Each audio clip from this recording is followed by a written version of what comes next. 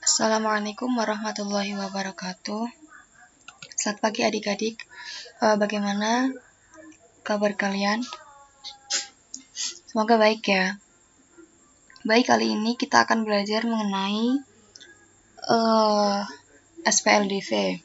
Melanjutkan materi yang kemarin, SPLDV yang belum selesai.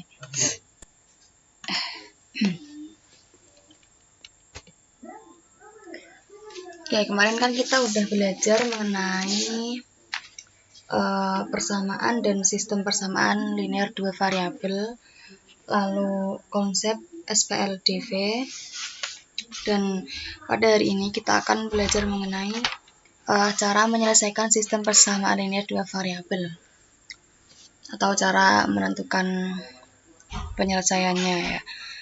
Yang pertama itu ada metode grafik. Nah, langkah-langkah untuk menyelesaikan SPLDV dengan cara metode grafik yaitu langkah yang pertama, tentukanlah nilai koordinat pada titik potong masing-masing pada persamaannya terhadap sumbu X dan sumbu Y. Jadi, untuk menentukan penyelesaian SPLDV dengan metode grafik, langkah yang pertama itu adalah menentukan nilai koordinat titik masing-masing, yaitu dari titik X dan dari sumbu X dan sumbu Y. Yang kedua, setelah diperoleh masing-masing nilai titik potongnya itu, yang selanjutnya itu adalah menggambarkan grafik dari masing-masing persamaan pada suatu bidang koordinat kartesius. Lalu langkah yang kedua yaitu apabila langkah yang kedua ini adalah semacam mengidentifikasi. Nanti kan udah diketahui, udah dicari nilai dari X dan Y-nya, udah digambar, terus kita identifikasi ini jenisnya garis apa, seperti itu kan. Nah, langkah kedua itu adalah apabila kedua garis terhadap garis yang berpotongan pada suatu titik, maka himpunan penyelesaian mempunyai satu anggota. Nah, lalu apabila kedua garis sejajar, maka HP-nya atau himpunan penyelesaiannya itu tidak memiliki anggota. Biasanya disebut dengan himpunan kosong dan dituliskan dengan lambang seperti ini ya. Selanjutnya, apabila kedua garis tersebut saling berhimpit, maka pada himpunan penyelesaian memiliki anggota yang tak terhingga. Nah, untuk mengetahui atau mengidentifikasi tiga kasus ini atau langkah yang kedua, kalian harus mengingat-ingat lagi dan membaca-baca lagi mengenai bab sebelum ini ya, bab mengenai persamaan garis lurus. Itu kan ada garis sejajar, ada sejajar dan lain-lain. Lalu kita lanjut ke contoh soal. Tentukan himpunan penyelesaian dari persamaan berikut. X plus Y sama dengan 5 untuk persamaan 1 dan persamaan 2 X min Y sama dengan 1. Penyelesaiannya untuk persamaan 1 kan tadi X plus Y sama dengan 5. Nah, untuk langkah pertamanya itu kan mencari nilai pada titik potong. Nah, ini harus mencari nilainya. Harus menentukan titik potong pada sumbu X. Nah, kalau mencari titik potong pada sumbu X, berarti syaratnya harus Y sama dengan 0. Seperti itu. Kalau Y sama dengan 0 diperoleh X sama dengan 5. Jadi titik potongnya yaitu 5,0. Yang selanjutnya, cara menentukan titik potong pada sumbu Y. Ini salah, ini enggak negatif. Pada sumbu Y, maka syaratnya X sama dengan 0. Kalau X-nya 0 diperoleh Y sama dengan 5. Jadi titik potongnya yaitu 0,5. Lanjut, persamaan yang kedua yaitu X min Y sama dengan 1. Cara menentukan titik potong pada sumbu X, maka syaratnya Y sama dengan 0 seperti yang tadi diperoleh kalau Y 0, X-nya 1, maka titik potongnya 1,0. Dan kalau yang ini mencari titik potong pada sumbu Y, maka syaratnya X sama dengan 0. Kalau X sama dengan 0 diperoleh Y-nya sama dengan negatif 1. Berarti titik potongnya 0, negatif 1. Selanjutnya kita gambarkan grafik dari masing-masing persamaan pada koordinat kartesius. Nah, ini kan grafiknya dari titik-titik ini tadi 5,0 dan 0,5.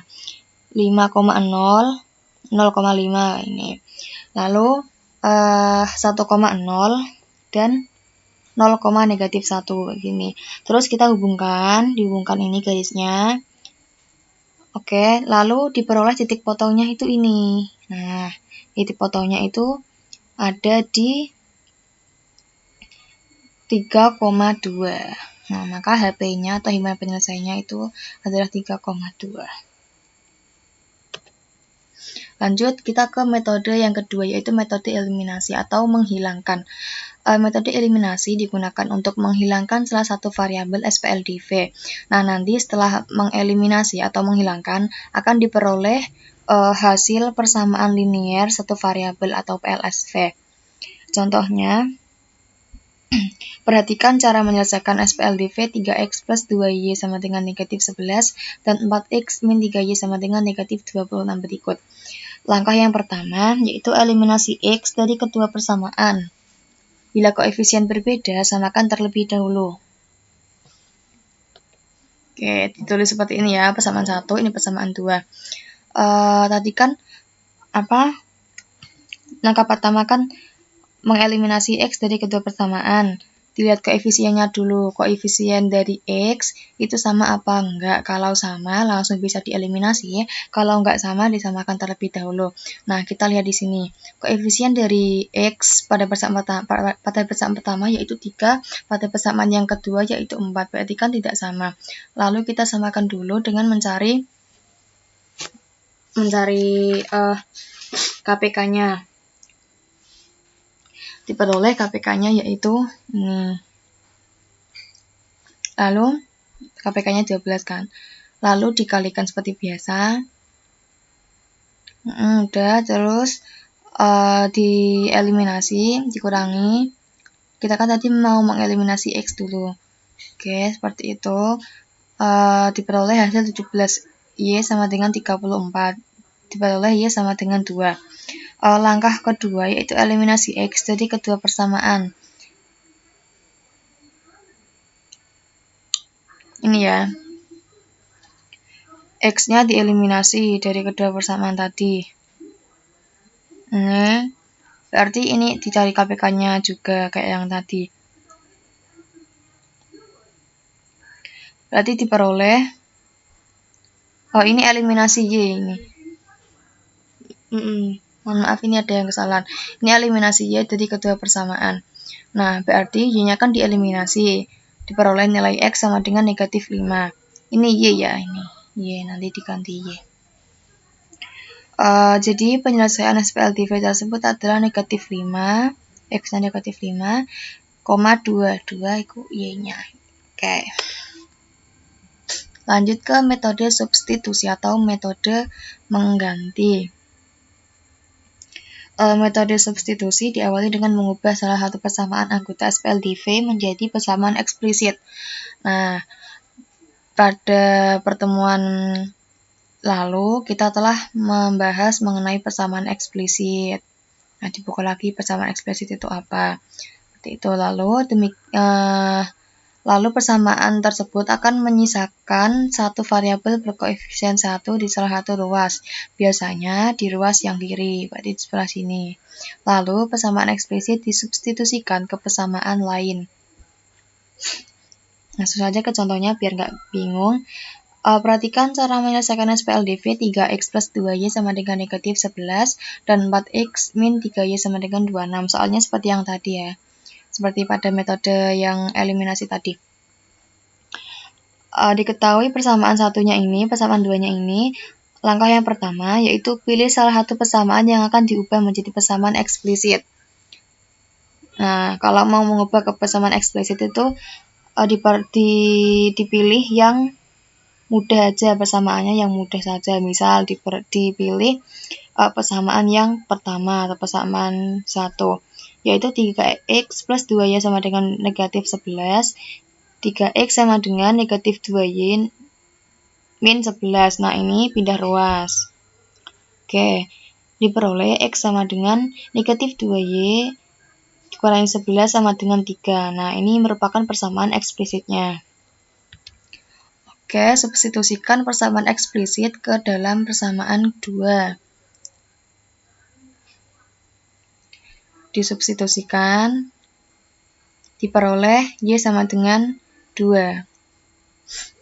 Oke, setelah diperoleh Y sama dengan 2, nilai X diperoleh dengan mensubstitusikan Y sama dengan 2 ke persamaan eksplisit, atau boleh juga mensubstitusikan nilai Y sama dengan 2 ke dalam persamaan 1 atau 2.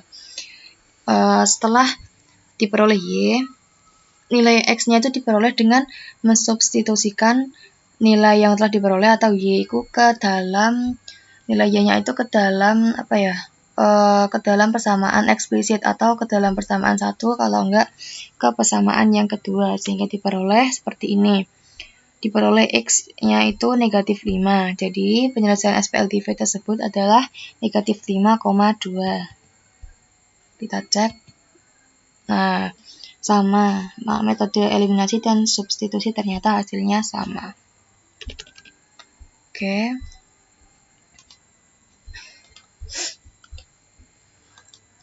Lanjut